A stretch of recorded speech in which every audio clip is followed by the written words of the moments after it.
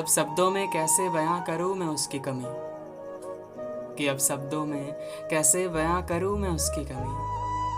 गीली तकियों के साथ सोते हैं, दिखाना पड़ता है सबको कि खुश हूं मैं, कि दिखाना पड़ता है सबको कि खुश हूं मैं।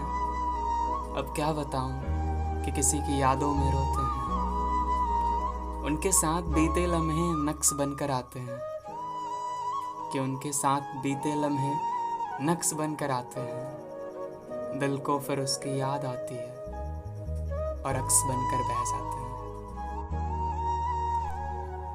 कि मुझे खुद ही खुद को समझाना पड़ता है, कि मुझे खुद ही खुद को समझाना पड़ता है।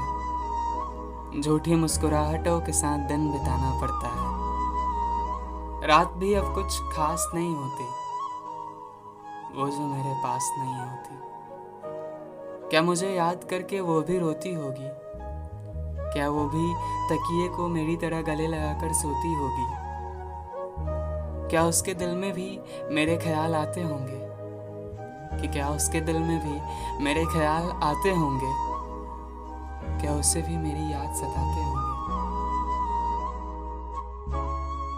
चलो कभी मुलाकात हुई तो जिक्र होगी इन बातों का, कि चलो कभी मुलाकात हुई तो जिक्र होगी इन बातों का।